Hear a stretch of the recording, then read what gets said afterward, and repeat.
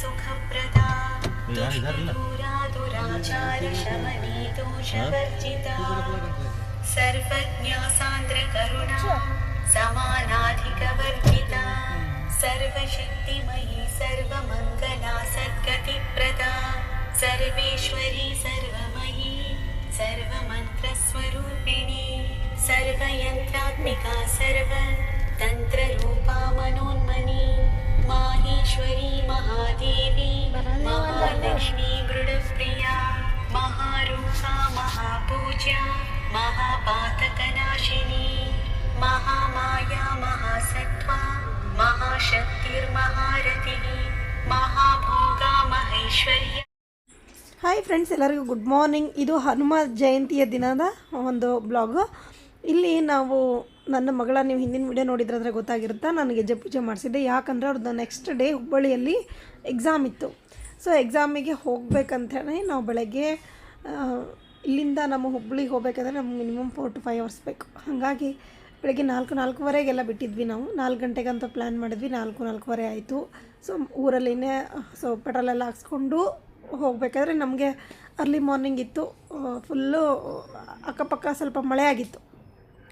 ನಮ್ಮೂರಲ್ಲಾಗಿಲ್ಲ, ಅಕ್ಕಪಕ್ಕ ಮಳೆ. ಸ್ವಲ್ಪ ದೂರ ಹೋದಂಗೆ ಈ ನಮ್ಮೂರಿಂದ ದೂರ ಹೋದಂಗೆ ಫುಲ್ಲು ಮಳೆ, ತಣ್ಣ ಗಾಳಿ, ಚಳಿ, ವಾತಾವರಣ ಮಸ್ತಾಗಿತ್ತು. ಎಂಜಾಯ್ ಮಾಡ್ತಾ ಹೋದ್ವಿ.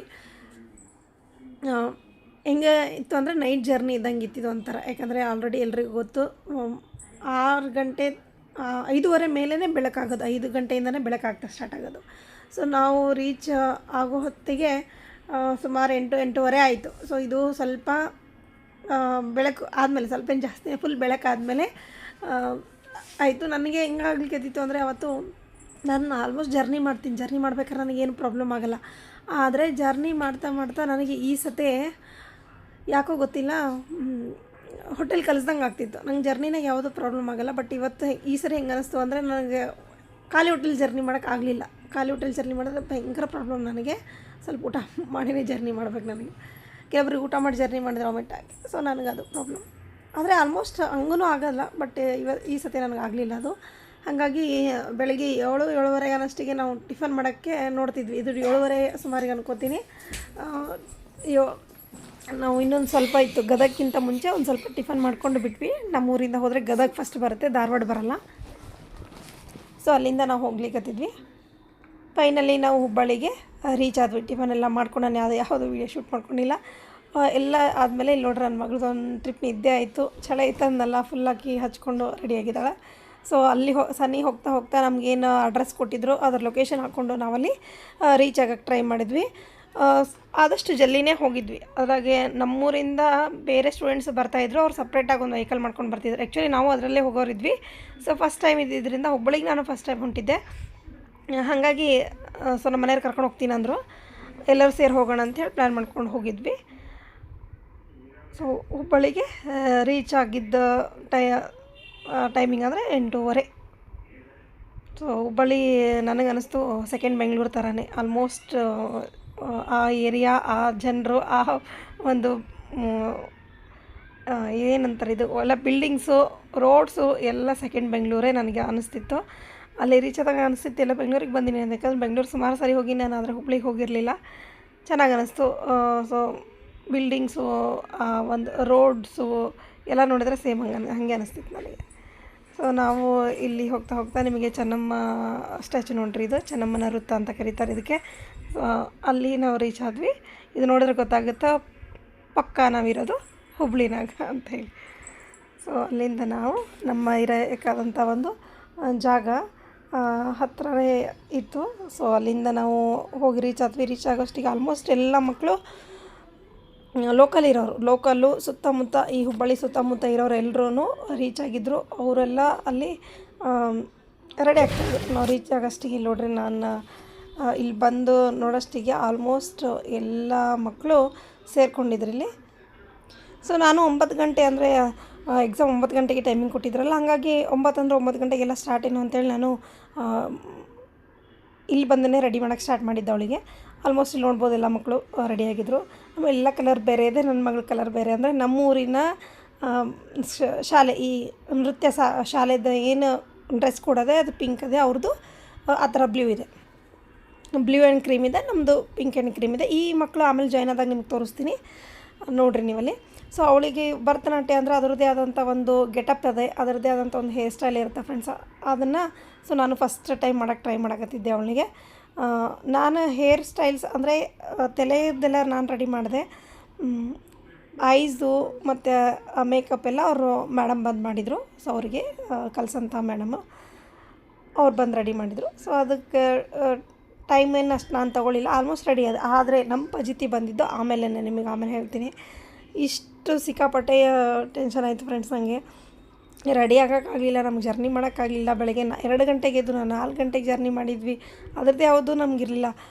ಆಮೇಲೆ ನಮ್ಗೆ ಎಲ್ಲಿ ಹೊಡ್ತಾ ಬಿತ್ತು ಅಂದರೆ, ರೆಡಿಯಾಗಿ ನನ್ನ ಮಗಳು 9:15 ಅನ್ನೋಷ್ಟಿಗೆಲ್ಲ ರೆಡಿಯಾಗಿದ್ಲು. ರೆಡಿ ಆದಮೇಲೆ ನಾವು ಬೆಳಗ್ಗೆ 7-7:30 ಟಿಫನ್ ಮಾಡಿದ್ವಿ. ರೆಡಿ ಆದಮೇಲೆ ಅವಳು ಎಕ್ಸಾಮು ಬಂದಿದ್ದು ಸುಮಾರು 2 ಗಂಟೆಗೆ. ಅಷ್ಟು ಹೊತ್ತುವರೆಗೂ ವೆಯ್ಟ್ ಮಾಡಿದ್ವಲ್ಲ, ಅದು ದೊಡ್ಡ ಫಜಿತಿಯಾಗಿತ್ತು ನಮಗೆ.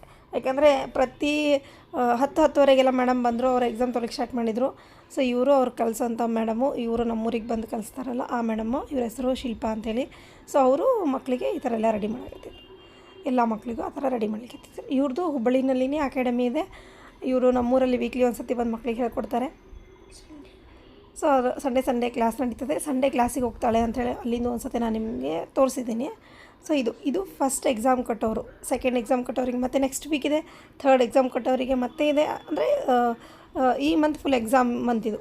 ಸೊ ಹಂಗಾಗಿ ಎಲ್ಲ ಪ್ರತಿ ವಾರನೂ ಮಕ್ಕಳಿಗೆ ಇಲ್ಲಿತ್ತು. ಫಸ್ಟ್ ಎಕ್ಸಾಮ್ ಇದ್ದಿದ್ದರಿಂದ ನಮ್ಮದು ಟೈಮಿಂಗ್ ಇವತ್ತಿತ್ತು. ಸೊ ಇದೊಂದು RK ಶರ್ಮಾ ಅಕಾಡೆಮಿ, ಏನೋ ಅವ್ರದ್ದೇ ಫುಲ್ ಇನ್ಸ್ಟಿಟ್ಯೂಟ್ ಏನೋ ಇದು, ಅಕಾಡೆಮಿ ಅಲ್ಲ ಇದೇನೋ ಇತ್ತು. ಇಲ್ಲಿ ಒಂದು ಗಣೇಶನ ಗುಡಿ ಇತ್ತು, ಆಮೇಲೆ ಇಲ್ಲೇ ಎಲ್ಲ ಥರದ ಕಾಲೇಜಸ್ ಇದ್ವು. ಸೊ ಆ ಒಂದು ಇದರಲ್ಲಿ ಒಂದು ಟೈಮಿಂಗ್ ಫಿಕ್ಸ್ ಮಾಡಿ ಒಂದು ಎಕ್ಸಾಮನ್ನು ನಡೆಸ್ತಾಯಿದ್ರು ಇಲ್ಲಿ. ಸೊ ಹೇಳಿದ್ನಲ್ಲ ಎಲ್ಲನೂ ಚೆನ್ನಾಗಿತ್ತು, ಬಟ್ ನಮ್ಗೆ ಅದೊಂದು ನನಗೆ ಭಾರಿ ಹೆವಿ ಅನ್ನಿಸ್ತು. ನೋಡ್ಬೋದು ನೀವು, ಅವರಿಗೆ ಐ ಮೇಕಪ್ ಮಾಡಲಿಕ್ಕೆ ಥರ ನನಗಿದು ಯಾವುದೂ ಬರಲ್ಲ. ಸೊ ಅವಳಿಗೆ ಐ ಮೇಕಪ್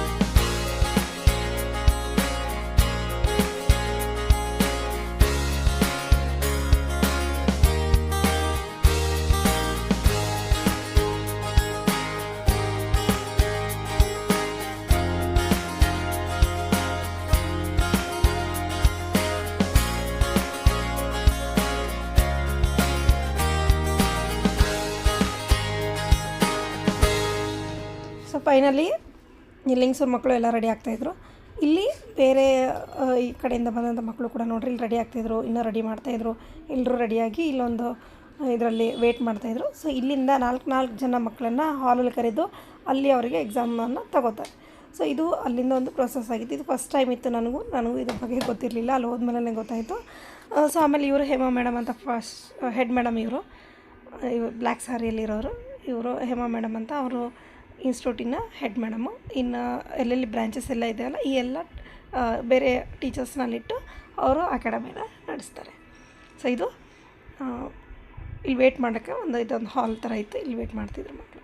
ಸೊ ಫೈನಲಿ ನಾವು ಒಂದು ಸ್ವಲ್ಪ ಮಧ್ಯೆ ಗ್ಯಾಪ್ ಇತ್ತಲ್ಲ, ಹೇಳಿ ನಾನು ಎಷ್ಟು ಇದಾಗಿತ್ತಂತ. ಸೊ ಅವಾಗ ಒಂದಿಷ್ಟು ಫೋಟೋ ತೊಗೊಂಡು ಕ್ಲಿಪಿಕ್ಸನ್ನ ಆ್ಯಡ್ ಮಾಡ್ತಾಯಿದ್ದೀನಿ ನೋಡಿರಿ. ನಾನಿಲ್ಲಿ ಹೊರಗೆ ವೇಟ್ ಮಾಡೋದೇ ನಮಗೊಂದು ದೊಡ್ಡ ಟೆನ್ಷನ್ ಆಗಿತ್ತು ಫ್ರೆಂಡ್ಸ್. ನಿಜವಾಗೂ ಕೂತು ಇಷ್ಟು ಬೋರ್ ಆಗ್ಬಿಟ್ಟಿದ್ವಿ ನಾವು.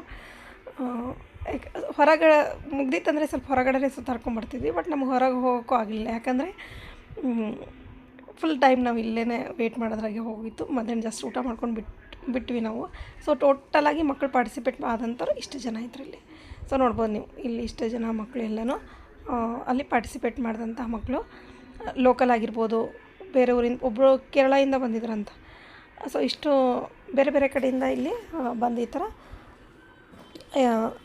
ಜಾಯ್ನ್ ಆಗಿರೋಂಥ ಮಕ್ಕಳು. ಸೊ ಇವತ್ತು ನಾಳೆಗೆ ಭರತನಾಟ್ಯ ಒಂದು ಟ್ರೆಂಡ್ ಆಗಿದೆ ಫ್ರೆಂಡ್ಸ್. ಯಾಕಂದರೆ ಮುಂದಿನ ಇದಕ್ಕೆ ಅದು ಇನ್ನೂ ಹೆಂಗೆ ಬೆಳೀತದೆ ನನಗೆ ಗೊತ್ತಿಲ್ಲ. ಬಟ್ ಇವಾಗಿನ ನೋಡ್ತಾ ಹೋದರೆ ಸೊ ವೆಸ್ಟರ್ನ್ಗಿಂತ ಈ ಥರ ಟ್ರೆಡಿಷನಲಿಗೆ ಜಾಸ್ತಿ ಜನರು ಒಲವನ್ನು ತೋರಿಸ್ತಾ ಇರೋಂಥದ್ದನ್ನು ನಾವು ನೋಡ್ಬೋದು. ಸೊ ಅದೇ ಇರಲಿ ಅನ್ನೋದಕ್ಕೆ ಒಂದು ಉದ್ದೇಶದಿಂದ ನಾನು ನನ್ನ ಮಗಳನ್ನ ಅಲ್ಲಿ ಜಾಯಿನ್ ಮಾಡಿಸಿದ್ದು. ಸುಮಾರು 1 ವರ್ಷದಿಂದ ಅವಳು ಹೋಗ್ತಾ ಇದ್ಲು. ಇವಾಗ ಅವ್ಳದ್ದು ಫಸ್ಟ್ ಇಯರ್ ಮುಗೀತು ಅನ್ಕೋರಿ. ಫಸ್ಟ್ ಇಯರ್ ಮುಗಿದ್ಮೇಲೆ ಒಂದು ಎಕ್ಸಾಮ್, ಇವಾಗ ಅವಳಿಗೆ ಸೆಕೆಂಡ್ ಟರ್ಮ್ ಸ್ಟಾರ್ಟ್ ಆಗುತ್ತಾ.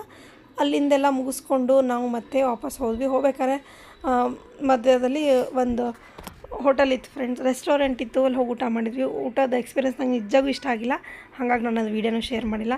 ಊಟ ಮಾಡಬೇಕಾದ್ರೆ ನಾವು ಅಲ್ಲಿ ಆರ್ಡ್ರ್ ಮಾಡಿದ್ವಿ ಪಾಲಕ್ ಪನ್ನೀರು, ಕುಲ್ಚಾ, ನಾನ್ ಕುಲ್ಚಾ, ಆಮೇಲೆ ಬಟರ್ ನಾನ್ ಕುಲ್ಚಾನು, ಆಮೇಲೆ ದಾಲ್ ಫ್ರೈ ಏನೋ ತೊಗೊಂಡಿದ್ರು. ಆ ದಾಲ್ ಫ್ರೈಯಲ್ಲಿ ಇಷ್ಟು ಉದ್ದ ಕೂದಲ ಬಂದಿದ್ದು ಫ್ರೆಂಡ್ಸ್. ನನಗದು ಊಟನೇ ಆಗಿರಲಿಲ್ಲ, ನಂಗೆ ನಿಜವಾಗೂ ಇಷ್ಟ ಆಗಲಿಲ್ಲ ಯಾಕೋ.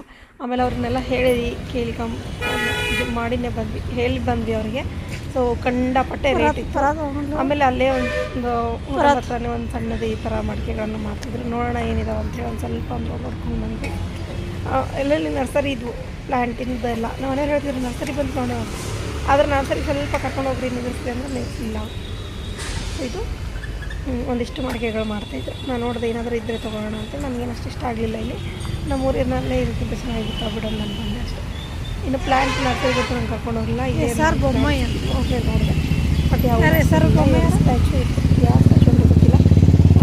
ಉಪಮುಖ್ಯಮಂತ್ರಿ ಸಾರಿ ಯಾವುದು ಕೇಂದ್ರ ಮಂತ್ರಿ ಅಂತ ಎಲ್ಲಿ ಬೆಂಗಳೂರಾಗದಿ ಮಿಶ್ರಾ ಪೇಡ ಒಂದಿಷ್ಟು ಧಾರವಾಡ ಪೇಡ ಮಿಶ್ರಾ ಪೇಡದಲ್ಲಿ ಹೋಗಿ ನಮ್ಮ ಮನೆಯವ್ರು ಧಾರವಾಡ ಪೇಡ ತಗೊಂಡು ಸೊ ಅದಕ್ಕೆ ನಾವು ವೇಟ್ ಮಾಡ್ತಿದ್ವಿ. ಸೊ ಇಲ್ಲಿಂದ ನಾನು ನೆಕ್ಸ್ಟ್ ಮುಂದಿನ ಶೇರ್ ಮಾಡಿ. ಸೊ ವಿಡಿಯೋನ ಪೂರ್ತಿ ಮಾಡಿ ಸಬ್ಸ್ಕ್ರೈಬ್ ಮಾಡಿ. Bye friends.